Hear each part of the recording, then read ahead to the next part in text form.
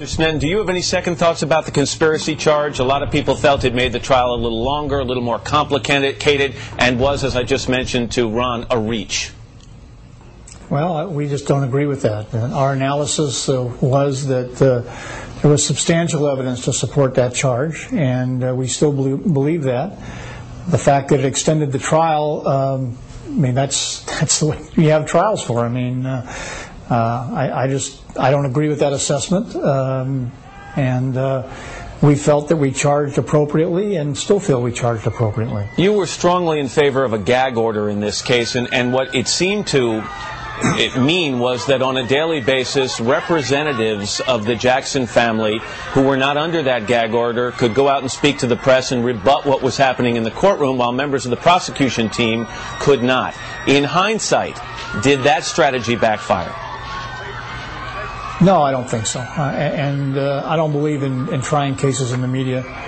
We knew what the downside was to that situation. We knew that they could continue to leak things to the media and to other representatives. But I believe that, knowing the judge as I do, that there would have been a gag order in place no matter what had happened, whether we had asked for it or not, because he had some real concerns about the pretrial publicity. So no, I don't believe that anything different would have happened whether we didn't ask for it or not. There was going to be a protective order. And Mr. Snedden, you know that people have said that there was some sort of personal vendetta in this, you against Michael Jackson. You have strongly denied that. But once you started to hear the chatter about it, did you give any thought to removing yourself from the prosecution team in this case? No, I didn't. There's no reason to, because it isn't true. I'm doing the job, and I have the institutional knowledge of the 93-94 investigation, which, as you know, if you follow the trial, became very important since a number of those witnesses were called. I was familiar with them. They had trust in me. And I did nothing wrong or inappropriate, and I was just doing my job. So, no, there was never any thought in my mind to remove myself. And frankly, it wouldn't have done any good, because they still would have said I'm behind the scenes orchestrating this whole thing. So that's just a smokescreen. That's all that is.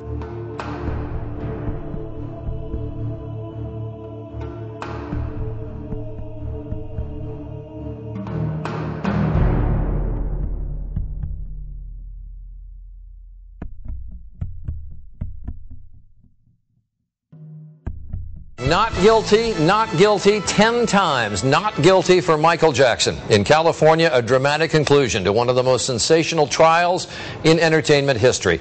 He appeared to dry a tear or two as the court clerk read the verdict that exonerated him on all counts. His legal victory could not have been any more clear or any more convincing. This evening, Michael Jackson is a free man. ABC's Jim Avila covered the entire trial. Charlie, there were tears in the faces of at least 2 of the jurors, and as you say, Michael Jackson did dab his face with Kleenex. At his defense table, one of his attorneys was sobbing uncontrollably, and his prosecutor nemesis, well, his face was red, as Michael Jackson was totally vindicated. 10 times he heard not guilty. There's an old saying in the law, where there's smoke, there may be fire, but in this case the jury found that there was no fire, just smoke. Now, Jackson left court immediately afterwards without any comment. He went home to Neverland, where he's not yet been seen. As for the prosecutor, when asked if he was through with his pursuit of Michael Jackson, he would only say no comment. ABC's Cynthia McFadden followed the entire trial, joins us now here in New York to help analyze the verdict. Cynthia, hindsight 2020, but should these charges have been brought in the first place? I think so, Charlie. I think when a child makes a credible claim against someone who the prosecutor knows has settled multi-million-dollar judgments for similar claims in the past, those charges need to be taken seriously. So I think it was fair to file the charges. So then the other question is, why did the prosecution lose this? A complete victory for the defense. You know, I think in this instance some of the reasons and some of the problems that we knew from the outset. The prosecutor doesn't get to pick his victim or his victim's family. There were credibility problems from the very beginning with both the boy and his mother. And I think the jury at the end of the day decided that those credibility problems were just insurmountable. So many times the prosecution brought up a witness that did not do what the prosecution said that witness would do. A sloppy prosecution? And you bring up, I think, the final and most important point. The prosecution didn't have its ducks in a line. There's no question that this prosecution was not as well conducted as perhaps it could have been. And perhaps there could have been a victory if the case had been better and more if presented in a more focused way. All right, Cynthia McFadden, our chief legal correspondent. Thanks.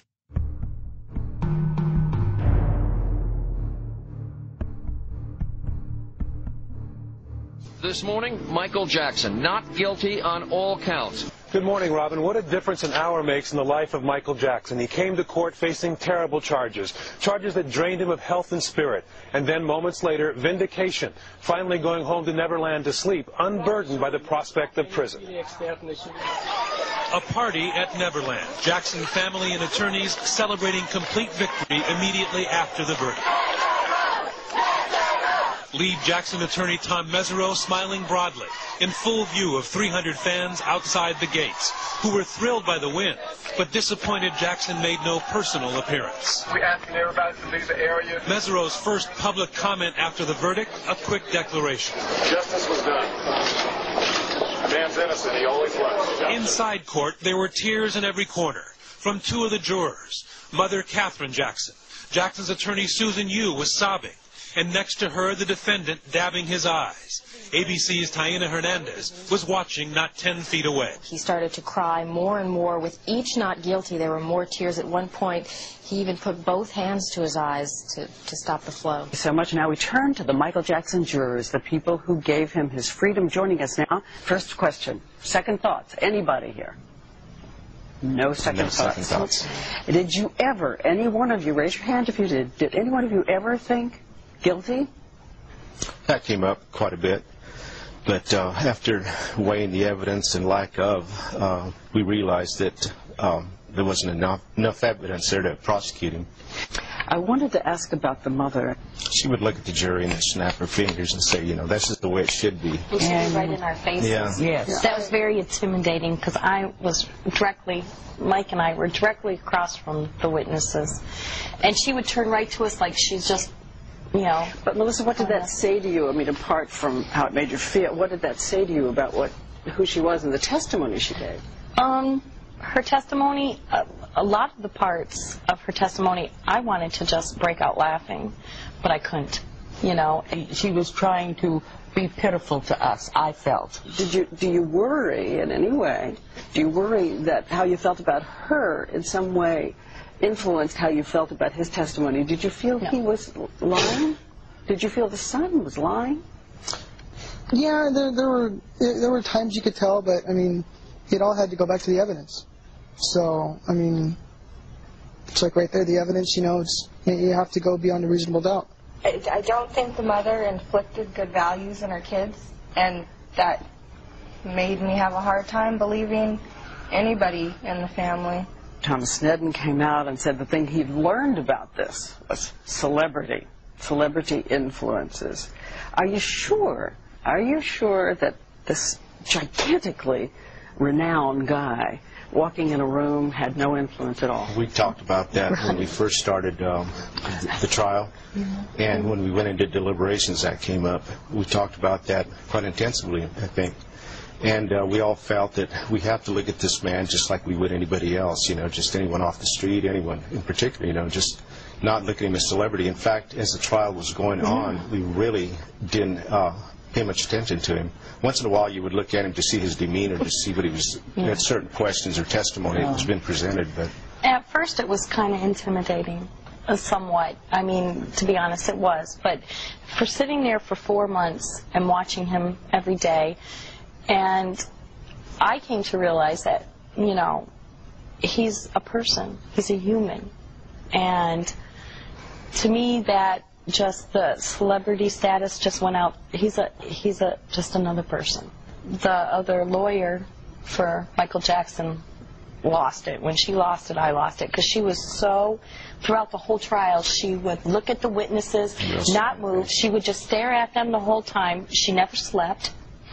And she was always so alert and everything. And then to see, my gosh, her emotions just come pouring out, that was just, oh. Any of the rest of you see anything in his face at that moment? What did you think? he looked over at us. In fact, I made eye contact with him when the last part of the verdict was read. And he kind of just mouthed. He didn't openly say it, but he just kind of like said, you know. To me, too. And there were some tears. Yeah, he was crying. You could tell he was crying. Sobbing a little bit. And everybody always thought, because they were surprised there were no more African Americans, on the jurors. Everyone always wondered if it would have been any different. I mean, not everyone wondered, but I guess people who assume sort of racial stereotypes. Just want to know from you how you felt about this verdict, all the way going through, so that everybody out there can hear that. Well, when it first started, I felt really bitter because I was the only black African-American. I wasn't even a juror. I was an alternate. That's what really made me mad. I trusted him. I really did trust him. And when I left, I thought to myself that whatever verdict they come up with, I'll stand 100% behind it. But one of the things you've talked about surprised some people is that in your own family you have someone who is a registered sex offender, and you said that this gave you more fairness in the case. That was rather misquoted. I have a grandson that was 18, was out with a bunch of boys streaking. He was the only one that was 18. And someone dared him to flash instead of streak. He flashed, he got caught, and that's a felony. And he was 18, and that's his sex offense.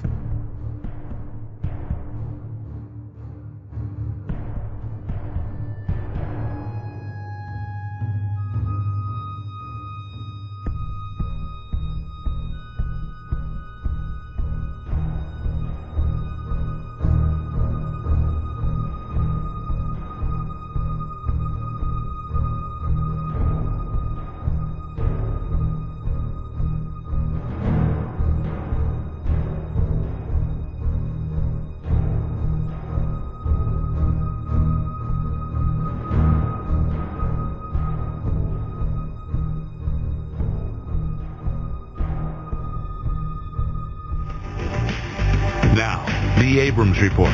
Here is Dan Abrams. Also, coming up, we're going to have another exclusive in the case.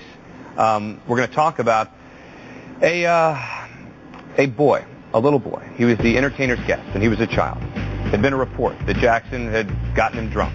Now he's speaking out exclusively to us. We're going to hear from him next. 12-year-old boy, back in 1988, spent 4 days with Michael Jackson. Now Richard Matsuura is coming forward to defend Jackson and publicly dispute an article in Vanity Fair which said that Jackson served the boy wine.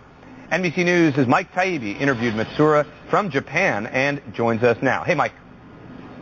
Hey, Dan, how you doing? Actually, we spoke with him on Thursday night via a two-camera hookup. Richard Matsuura is 18 now, a college student, and he says he contacted NBC News to correct an erroneous published report, that report in Vanity Fair, about his experience with Michael Jackson in Tokyo 6 years ago.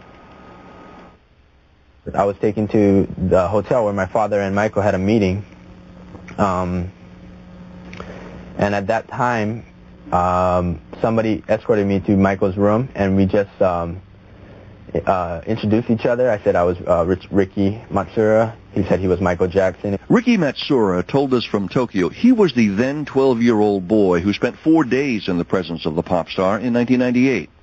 The boy described in a magazine article as having been supplied by one of Jackson's people with 3 soda cans filled with wine to the point where he became sick. His father, according to the article, was so furious he immediately ended talks with Jackson about a theme park venture. How much, if any of it, is true? Absolutely zero. Besides the fact of Michael Jackson coming to Japan in '98 and actually giving a press conference about this theme park business, all the other allegations and statements made about his trip to Japan in '98 are completely false. Completely false. Matsuura said his 4 days with Jackson were a memorable whirlwind that gave him a window into the mind of Michael Jackson. He says what he saw as a 12-year-old boy helped him understand what so many adults cannot. When he says sharing a bed, everybody's out to make it like he's, going to sexually molest them. And that's absolutely not true. He never had the chance to joke around as a kid, play water gun fights and that kind of thing. It was all strictly business pressure on him as a child. And that's what he seeks in children, is that worryless childhood. Matsuura says Jackson never said or did anything inappropriate over the 4 days he spent in his company. He says he did drink a champagne toast under his father's supervision and that he did later become sick. He's coming forward now on his own because he knows that at least one of the stories about Michael Jackson is untrue. I was there, I know everything that happened. Did anybody from Michael Jackson's camp, I'm talking about lawyers, public relations people, spokespeople, offer to pay you anything to come forward, or have they paid you anything to come forward? I could open my bank account records for everybody. No money. No, not at all. All right, I spoke earlier today with Maureen Orth, who's the author of that article in Vanity Fair and one of the recognized experts on the Jackson saga. Ms. Orth acknowledges that she was never able to actually speak with Richard Matsura, but that she stands by her source for the story. And in fact, the magazine this afternoon, Dan, issued a statement saying that since hearing Richard Matsura's account of what transpired in Japan in 1998, Vanity Fair has contacted its on-the-record source for the story, former Jackson Chief Financial Officer Myung-Ho Lee. And Lee says, I've read the Vanity Fair article, and I stand by everything I said in the article. Now, I should tell you, Dan, we also spoke with Ryosuke Matsura, who's Ricky's father, and he stands by his son's version. So like so many other tales from the Jackson story, this is one where someone is clearly right and someone is clearly wrong. All right, Mike Taibbi is our guy out there on the Jackson story. Thanks, Mike. Appreciate it. All right, Dan.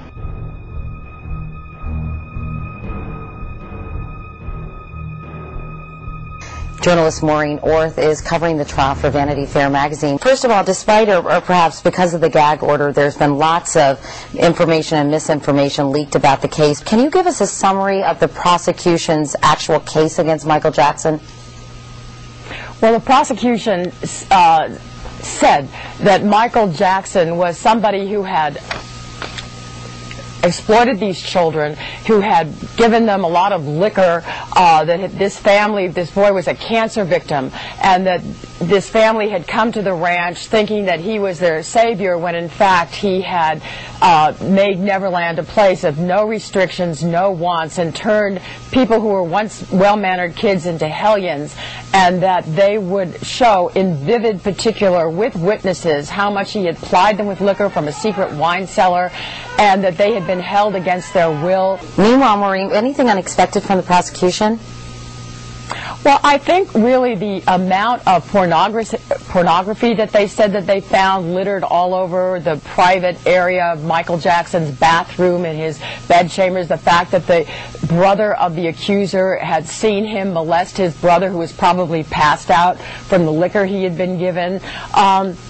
It's really an accumulation of detail about how much the family was subjected to, which of course is completely contradicted by the defense. One of the major points that Tom Mesereau, the defense lawyer, was making yesterday was that this mother was somebody who had gone many times before to use her children as tools. He's trying to show the difference between this family that was grifters, a scheming stage mother perhaps who was out for money, and to bring the power of celebrity names. I think the idea that he was suggesting that Michael Jackson was a great friend of Princess Diana's and they had both been victimized, things like that.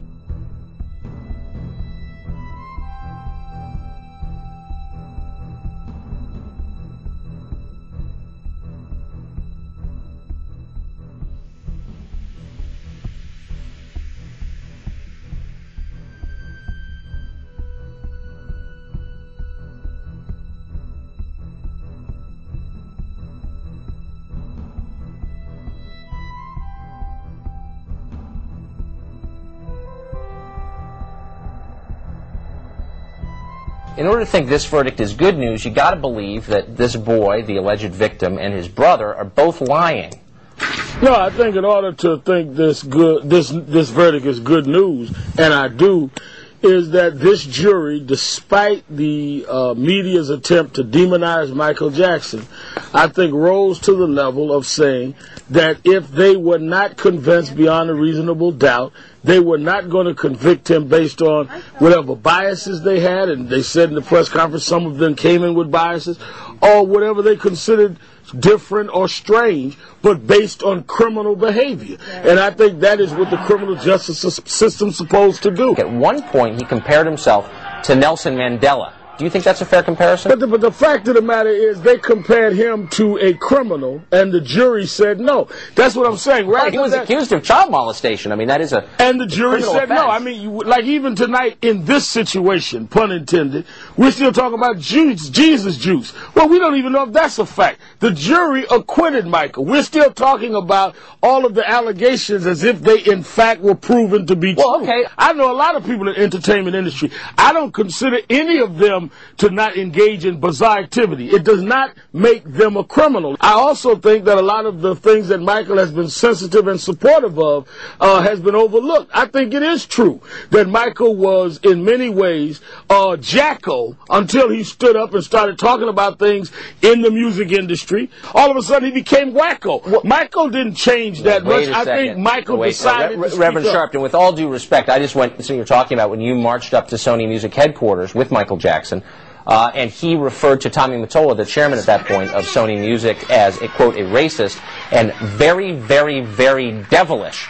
And the next day you gave an interview to the New York Post in which you said, I have no idea what he's talking about. Tommy Mottola is not devilish, and he's not a racist. No, what I said was that I had no personal experience of that, and that Michael came to a forum at National Action Network and expressed himself. He dealt with the president of the company. I didn't. Just like you tonight are making allegations about Michael that I have no experience with. But I clearly agree with Michael that there was a lot of problems with particularly black artists in the industry, still is, and a lot of people have been undermined. And I think that began a lot of Michael's problems in the music industry. Well,